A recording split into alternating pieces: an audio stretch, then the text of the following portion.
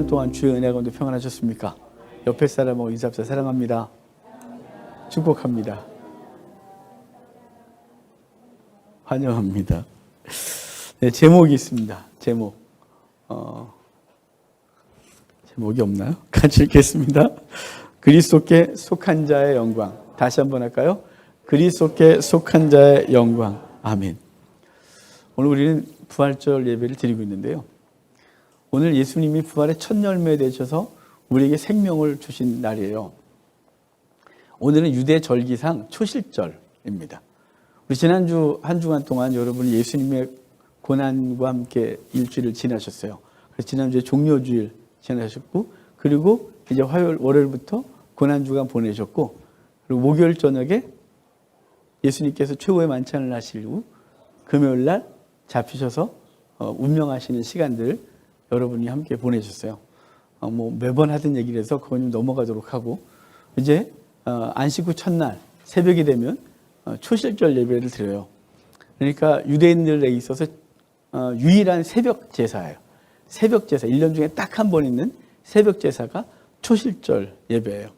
그러니까 갈릴리 지역에서 추수했던 보리단을, 처음 추수한 보리단을 가지고 와서 하나님 앞에 요제로 하나님 앞에 올려드리는 날이에요. 요제는 흔들요자를 써서 이렇게 앞뒤로 흔들어 하나님 앞에 올려드리는 거거든요. 하나님께서 우리에게 하나님 주신 것을 하나님께 바치고, 그것을 다시 우리가 받아 제사장들과 우리가 먹는 것을 감사하여 드리는 날이 초실절 예배예요. 그러니까 새벽에 미명에 초실절 예배를 들었는데, 새벽 미명에, 여러분 요즘 우리나라가 부활절 연합 예배를 코로나 전엔 좀 했었는데 코로나 이후는 아예 안 하고, 코로나 전에도 좀 했지만 이미 많이 규모가 죽었었어요. 예전에는 교회가 한참 막 성장할 때 80년대, 90년대에 보면 이 부활절 새벽 예배를 여의도 광장에서 엄청난 사람이 모여서 했고, 다 흰 옷 입고 모여서 했어요. 흰 소복 입고. 그리고 저희 시골에서도 부활절 새벽 예배는 다 모이는 거죠. 그런데 그때 다 흰 소복 입고 왔어요. 그게 다 있는지 모르겠어요. 요즘은 한복도 없는 분 많잖아요. 근데 예전에는 흰 소복을 입고, 왜냐면 부활절 아침이니까 흰 소복을 입고 동네에서 그 깜깜한 새벽에 막 몰려오는 거죠. 유령이 걸어오는 것처럼. 그래서 와서 새벽 예배를 드리고, 그리고 부활주일을 정말 축제같이 보냈었는데, 요즘은 그 전통이 다 사라졌어요. 그 성전, 이 이스라엘에서 1년에 한 번 바로 그 새벽에 모든 사람이 이렇게 모이는 거예요. 다 모여서 하나님 앞에 초실절 예배를 드려요. 하나님이 처음 곡식을 주신 것에 대하여 감사하여 드리는 날이 초실절이거든요. 새벽에 성전에서 초실절 예배를 드리고 있을 때 예수님은 무덤에서 부활하신 거예요. 그러니까 그래서 오늘 본문에 뭐라 그래요? 부활의 첫 열매 됐다 그러잖아요.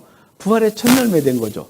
초실절 제물을 하나님 앞에 예물을 드렸듯이 예수님이 초실절에 부활의 첫 열매가 되어 부활하시고, 그래서 그와 함께 우리 모두가 다 부활의 생명을 얻는 존재가 된 거예요. 오늘 이 고린도전서 15장은 부활장 그러거든요. 고린도전서 13장은 사랑장, 14장은 은사장, 15장은 부활장 그래요. 근데 이 부활에 대한 얘기를 고린도전서에서 많이 하고, 이 15장에서 얘기를 하는데, 이게 대상이 고린도 교인들 아니겠습니까? 고린도 교회, 믿는 사람들에게 이 얘기를 쓰는데, 고린도 교회 사람들뿐만 아니라 당시 철학적인 사고를 갖고 있는 사람들이, 또는 현상적인 얘기를 하면서 죽음 이후에 무슨 생각했냐, 또는 부활에 대해 믿지 않는 사람들도 있었어요. 또 하나는 부활은 믿는데 뭘 안 믿냐면요, 뭐에 대한 생각을 하고 있지 않냐면 삶 속에서 내가 부활한 존재다 라는 생각을 하고 살지 않는 존재인 거죠. 여러분의 부활을 믿습니까? 믿으셔야 돼요. 죽음 이후에 우리가 육신이 죽고 나면 반드시 우리가 부활해요. 죽음과 함께 우리 영혼은 하나님의 나라 가고, 예수 그리스도가 강림하실 때 온 육체와 함께 우리 영혼이 하나님 앞에 부활하여 영원한 생명을 얻게 되는 것입니다. 그런데 그것을 믿는 것뿐만 아니라 진짜 믿어야 될 부활의 부활이 있어요. 그것은 저와 여러분이 오늘 살아있는 사람이라는 거죠. 에베소서 2장 1절에 이렇게 말씀하시잖아요. 죄와 허물로 죽었던 너희를 살리셨도다. 죄와 허물로 죽었던 우리가 살아난 거예요. 우리가 죄 가운데 죽었었고, 예수 그리스도의 부활의 첫 열매, 이것을 따라 우리가 예수를 믿음으로 부활한 존재인 거죠. 그러니까 저와 여러분 지금 부활 생명을 살아가고 있는 거예요. 그러니까 부활 생명이 대체 뭐냐? 오늘 본문이 그런 얘기를 할 거거든요. 우리는 하나님의 자녀로서 부활의 생명을 살아야 되는데요. 여러분, 예수님이 죽으심이 주신 놀라운 은혜는 예수님이 부활할 뿐만 아니라 그와 함께 우리가 하나님의 백성이 되었다는 거죠. 오늘 본문을 좀 놔두고 이사야서 53장을 보셔야 되는데요. 거기 이사야서 53장을 PPT로 만들어 드렸는데 오늘 보셨는지 모르겠어요. 방송에서. 이사야서 53장을 좀 보실래요? PPT에 보면 있어요. 혹시나 너무 늦으실까 봐. 이사야서 53장 10절을 좀 보실래요? 이사야서 53장 10절을 좀 보시면 거기 같이 읽어볼까요? 10절 같이 읽겠습니다. 여호와께서 그에게 상함을 받게 하시기를 원하사 질고를 당하게 하셨은즉 그의 영혼을 속건제물로 드리기에 이르면 그가 씨를 보게 되며 그의 날은 길 것이요 또 그의 손으로 여호와께서 기뻐하시는 뜻을 성취하리로다. 아멘. 여러분, 제가 금요일날 아침에 여러분에게 이 말씀을 카톡으로 보내드렸었어요. 기억하십니까? 이 말씀을 보내드리면서 우리가 어떤 존재인지에 대한 얘기를 짧게 하고 그날을 그렇게 살자 이렇게 했었거든요. 예수님에 대한 고난을 예고한 적이 이사야서 53장이에요. 유대인들은 이 말씀을 읽으려고 하지 않죠. 그리고 이 말씀을 갖고 뒤밀면 너무너무 싫어해요. 해석이 안 되는 장이거든요. 그런데 우리 이 말씀을 보면 예수님이 어떻게 고난을 당하셨는지를 쭉 얘기를 해요. 그래서 앞부분에 그는 멸시를 받아서 사람들에게 버림받았고 그는 우리의 질고를 지고 우리가 받을 형벌을 그가 감당했고 그가 양 같아서 도수자로 끌려가는 양같이 끌려가서 우리를 대신하여 죽으시고 이런 얘기를 쭉 했단 말이에요. 그런 얘기를 해놓고 이제 10장에 10절에 딱 나오기를 그가 속건제물 대심으로. 여러분, 속건제물이 이스라엘 백성들이 레위기에 5가지 제사가 있는데 이 5가지 제사 중에 맨 마지막 제사예요. 번제, 소제, 화목제, 속죄제, 속건제. 기억하시죠? 번제, 소제. 이 소제는 곡물제사고 화목제는 이제 하나님과 이웃과의 관계를 화목하는 거예요. 번제는 다 헌신이고 근데 속죄제, 속건제는 죄와 관계된 제사예요. 속죄제는 하나님과 관계에서 부정해지거나 율법을 어겼을 때 드리는 제사가 속죄제라면 속건제는 이웃과의 관계 속에서 범죄한 것에 대하여 그 대가를 지불하고 하나님 앞에 나아가 예배할 수 있는 게 속건제거든요. 예수님이 속건제물 되셨다는 거예요. 번제물 되시고 소제 되시고 화목제 되시고 속죄제 되시고 속건제 되셨는데 이것은 뭐냐면 우리가 예수님이 우리를 대신하여 제물이 되시잖아요. 그런데 우리가 지불해야 될 대가가 있는 거예요. 죄에 대한 대가. 그 대가를 지불해야 되는데 이 지불할 능력이 우리 가운데는 없는 거죠. 우리가 아무 능력이 없는 거예요. 내 생명을 지불하고 나면 우리는 대체 어떻게 살아나는 거예요. 예수님이 우리가 지불해야 될 죄의 대가 그것을 지불하시고 그리고 우리에게 생명을 주신 것을 속건제 그래요. 예수님이 저와 여러분을 대신하여 십자가에 달려 죽으신 것으로 얻은 것이 있는데 주님이 얻은 것이 있어요. 거기 보면 그가 씨를 보게 되며 그러잖아요. 씨를 보게 된다. 이 표현은 뭐냐면 그의 죽음을 통하여 많은 생명을 얻을 것이라고 말하고 있는 거예요. 그래서 11절을 보면 그가 자기 영혼에 수고한 것을 보고 만족하게 여길 것이라 나의 의로운 종이 자기 지식으로 많은 사람을 의롭게 하며 또 그의 죄악을 친히 담당하리로다 라고 말씀하세요. 그러면서 12절 중반에 보면 이는 그가 자기 영혼을 버려 사망에 이르게 하며 범죄자 중 하나로 헤아림을 받았음이라 라고 하면서 이 예수님의 죽으심 때문에 자녀들이 얻어졌음을 말하는 거예요. 요한복음 1장 12절에 이렇게 말하죠. 영접하는 자, 곧 그 이름을 믿는 자들에게는 하나님의 자녀가 되는 권세를 주셨다. 그러니까 우리가 하나님의 자녀가 되는 권세를 얻은 것은요. 영접할 때거든요. 누굴 영접하는 거예요? 예수 그리스도를 영접하는 거예요. 그럼 예수님을 영접한다는 것도 대체 뭘까요? 예수를 믿는다는 건 뭘까요? 여러분 예수 믿으라 그러잖아요.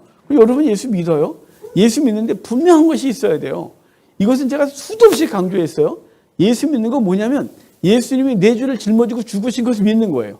예수님 내 죄를 짊어지고 죽으셔서 난 더 이상 죄가 없다는 걸 믿는 거예요. 그래서 그 믿음을 의로 여기시고 우리가 구원함을 얻게 되는 거죠. 영접하는 자가 하나님의 자녀가 되는 권세를 얻는 건 뭐냐면 하나님의 자녀는 죄가 없어야 되는 거예요. 저와 여러분이 죄가 있잖아요. 그런데 그 죄를 예수님이 담당하여 죽으심으로 우리의 죄가 없어졌어요. 그래서 하나님의 자녀로 다시 회복이 되는 거죠. 그 하나님의 자녀가 된 거예요. 예수님이 번제물로 죽으시고 예수님이 속건제물로 죽으심으로 우리가 살아났고 그의 생명을 우리 가운데 허락받은 것이죠. 예수님께서 창조 때 하셨던 행위를 하셨어요. 그 예수님이 부활하신 이후에 그 제자들이 다락방에 문 다 잠그고 있을 때 그분이 벽을 통해 들어오시잖아요. 너무 신기하죠? 오늘 왜 이렇게 뻑뻑거리죠? 벽을 통해 들어오시는데 무서워서 말을 못하겠네.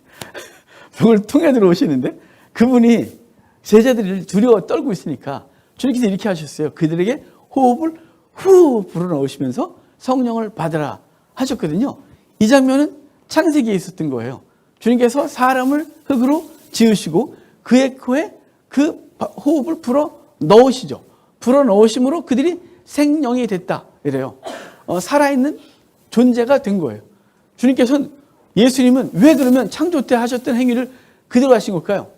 왜 그 행위를 따라한 걸까요? 우리 살아있는데 그분이 호흡을 우리 코에 불어 넣으시면서 성령을 받으라 하셨어요. 우리가 살아 움직이나 죽었던 존재에 있던 거죠. 그래서 우리 요한계시록 2장 3장을 보면 7교회 교회를 향하여 말씀하시면서 사도교회에 하신 말씀을 기억하십니까? 너희는 살아있으나 죽었다. 여러분 우리가 육체가 살아있는 것 같으나 영혼이 죽은 자들은 죽었다 이렇게 표현하는 거예요. 그 죽은 자들에게 뭘 줬냐? 예수 그리스도가 죽으심 이후에 부활하시고 승천하셔서 우리에게 성령을 보내주시고 그 성령을 우리가 불어 넣어주심으로 우리가 살아난 존재 된 거죠. 그래서 우리 육체가, 우리 영혼이 살아난 존재가 된 것이에요. 우리 육체는 나중에 예수 그리스도의 강림하실 때 완벽한 부활체로 살아날 것이지만 우리 영혼은 이미 살아났다는 거예요. 그래서 저와 여러분이 하나님의 자녀가 된 거죠. 하나님의 자녀가 된 건 누구 때문이에요?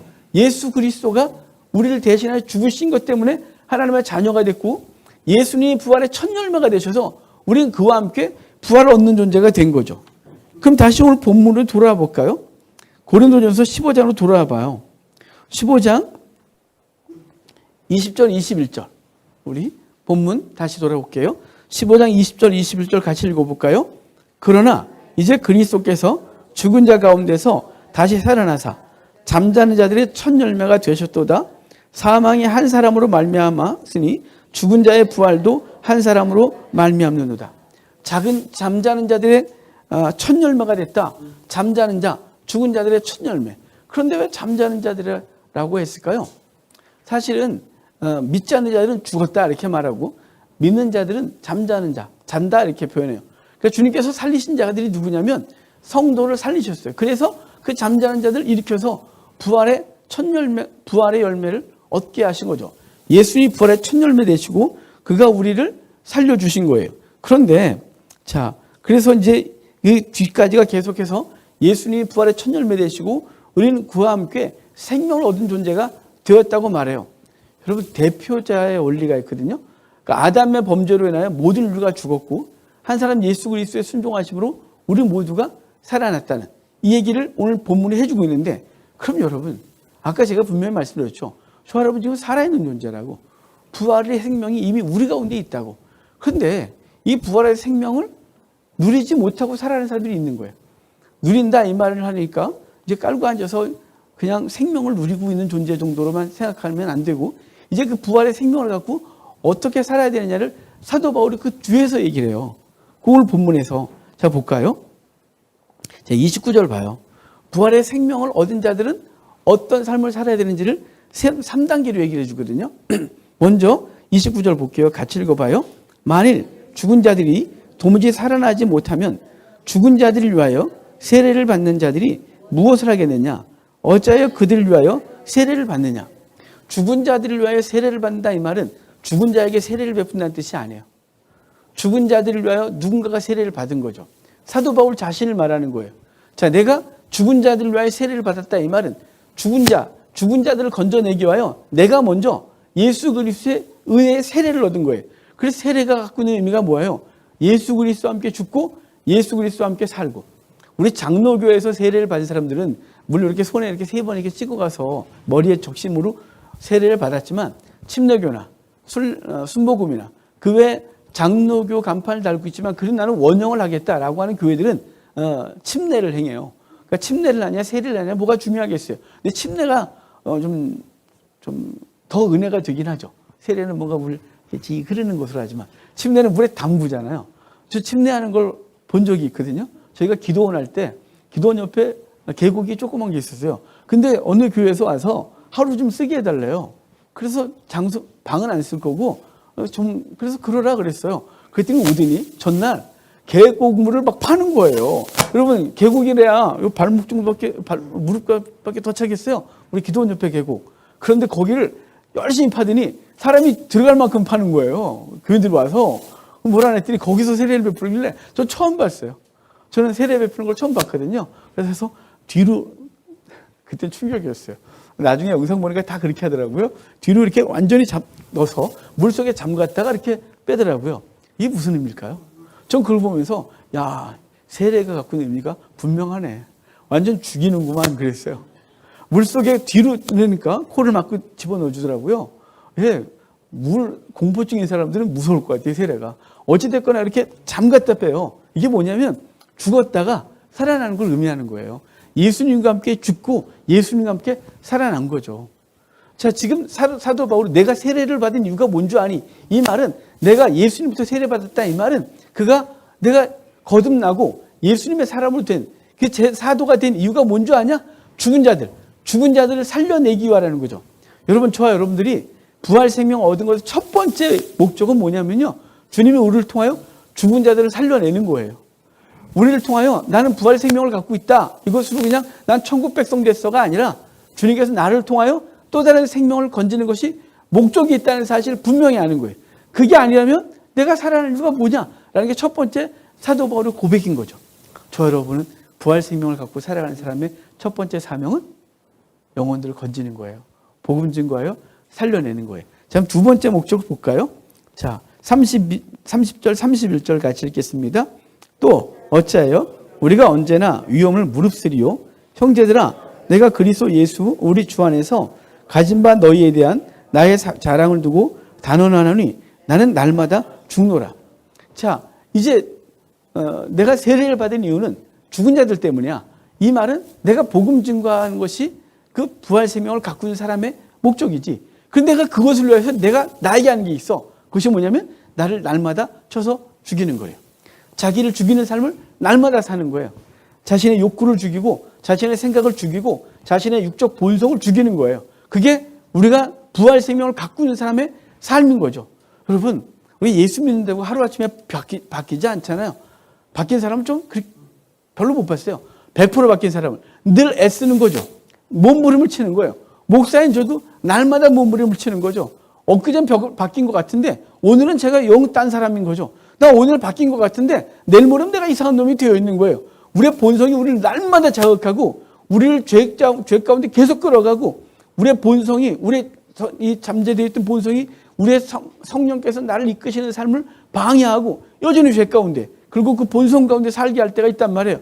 자신을 쳐서 복종시키는 거예요. 사도 바울은 날마다 죽는다 그래요. 날마다. 여러분 자신을 죽이는 삶이 되어야 첫 번째 목적을 이룰 수 있어요. 내가 안 죽는데 어떻게 남을 살려요? 내가 죽어야죠. 여러분 제발 좀 죽으십시오. 집에 가서 죽고 삶에서 죽고 자기 본성에 죽고 자기 성향에 죽고 날마다 죽여야 돼요. 근데 죽이려면 필요한 게 있어요. 그것은 주의 말씀을 곁에 두어야 자기가 죽어요. 주의 말씀을 알아야 내가 어떻게 죽는 법을 알아야 죽지 않겠어요. 내가 그냥 참는다고 죽는 겁니까? 이를 악물고 참으면 악만 생기고 나중에 확 폭발하잖아요. 근데 이게 참아내는 게 아니라 그렇게 억지로 참는 게 아니라 주의 말씀이 자신을 쳐서 죽임으로 그 말씀 앞에 철저히 자신을 죽여 자기 본성이 사라지는 거예요. 그렇게 되어야 하나님의 거룩한 일을 이룰 수 있죠. 여러분 날마다 죽는다는 말씀이 뭐냐면 사도 바울이 어제 죽었는데 오늘 살아나고 있는 걸 자기를 보는 거예요. 내가 오늘 죽었는데 내일 세상 것을 자기가 또 살아나고 있는 자기를 보는 거예요. 그래서 자기를 날마다 죽인다고 말하는 거죠. 여러분 날마다 죽는 삶으로 날마다 그리스도가 여러분의 삶에서 살아나기를 바라요. 매일 죽여 그리스도가 매일 살아나고 그래서 우리 가정에서 우리의 삶의 자리에서 나는 없고 그리스도만 살아나야 되지 않겠어요? 그게 부활의 생명을 가꾸는 사람의 삶인 거예요. 난 죽어서 천국 가. 난 부활해. 그때 부활하면 난 어떤 모습으로 부활할까? 뭐 이런 궁금증을 가질 건 없어요. 뭘 알아요? 아는 사람이 하나도 없는데. 부활할 때 제 모습으로 부활하는 건 저 별로 안 좋아한다 그랬잖아요. 저 키 좀 컸으면 좋겠어요. 아주 그냥 한맺혀 죽겠어요. 키 크고 배우처럼 잘생겼으면 좋겠어요. 이 얼굴로 부활하는 건 별로 그렇게 행복하지 않아요. 그러면 어떻게 부활하냐가 무언 관심이에요, 그까짓게. 주님은 가장 좋은 것 소리를 우리의 생명을 주실 것이고 그땐 그 가치가 달라질 텐데 중요한 건 뭐냐면요. 저 나라사가 어떻게 부활하냐는 이미 그것은 하나님의 영역이고 우리 영역은 뭐냐면 부활 생명으로 내가 어떻게 사느냐. 그날 어떻게 오늘 죽어나고 죽고 나를 통해서 어떻게 그리스도가 살아나느냐가 우리의 관심사가 되어야 되고 그래서 저와 여러분의 삶 속에서 내가 죽고 그리스도가 살아나 우리의 가족들을 살려내고 우리 주변을 살려내는 귀한 은혜가 있기를 바라요. 저는 세 번째가 있겠죠. 내가 3단계로 말한다 그랬잖아요. 32절부터 34절까지 같이 읽겠습니다. 내가 사람의 방법으로 에베소에 싸웠다면 내게 무슨 유익이 있으리요? 죽은 자가 다시 살아나지 못한다면 내일 죽을 터이니 먹고 마시자 하리라.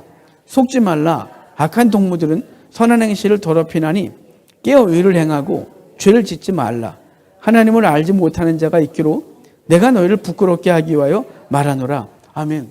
아까 날마다 죽는다 그랬죠. 그리고 뒤에 반은 앞절에 약간 연결이 되고 반은 뒷부분에 연결돼서 지금 읽은 건데 사도 바울이 이렇게 말하는 거예요. 에베소에 있는 그 극장에서 내가 짐승들과 싸우면서 그 검투가로서 싸우면 내게 무슨 이익이 있냐. 그까지 짐승 죽이는 것밖에. 그런데 나를 날마다 죽인다고 말하면서 하는 말이 뭐냐면요. 여기 내가 만약에 오늘 죽고 부활이 없다면 오늘 먹고 마시자 할 것이다 라고 말하는 거죠. 그럼 부활이 없으면 우리 그러지 않겠어요?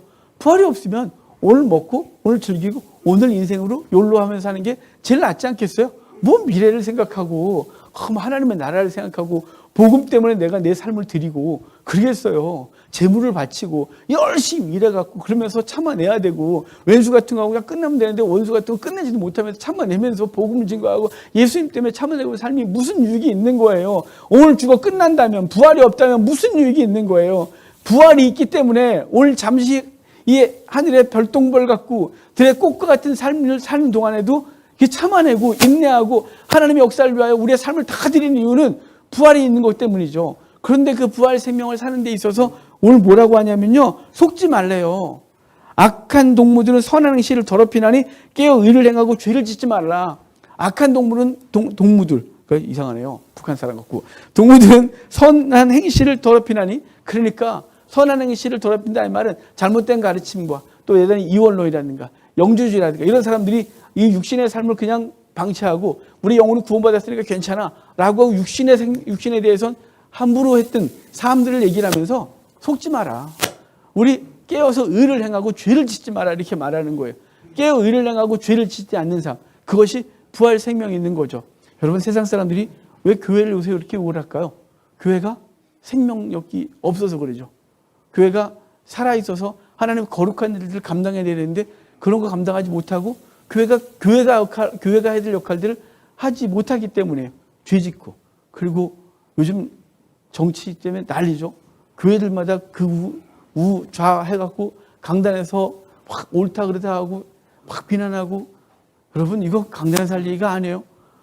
절대 진리가 아니잖아요. 그게 왜 진리를 선포하는 곳에서 그러고 있고 그러니까 세상 사람들 보기에는 교회나 정치 집단이나 교회나 뭐 복지단체나 교회나 이익단체나 교회나 회사나 똑같은 거예요.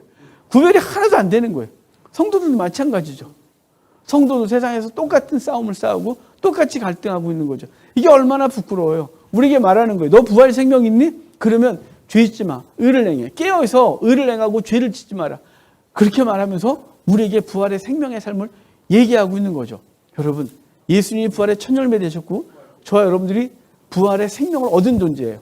이제 부활의 생명을 얻은 존재들은 어떻게 살아야 되느냐라는 걸 바울의 말을 통하여 우리가 봤어요. 첫 번째는 우리가 그들 때문에 세례를 받은 것이고 우리가 이제 그들을 위하여 세상을 위하여 거룩한 삶을 사는 존재. 자신을 쳐서 복종시키고 죄를 짓지 않아 거룩한 복음을 증거하는 삶을 저와 여러분들이 사는 귀한 은혜가 있기를 주의 이름으로 축복합니다.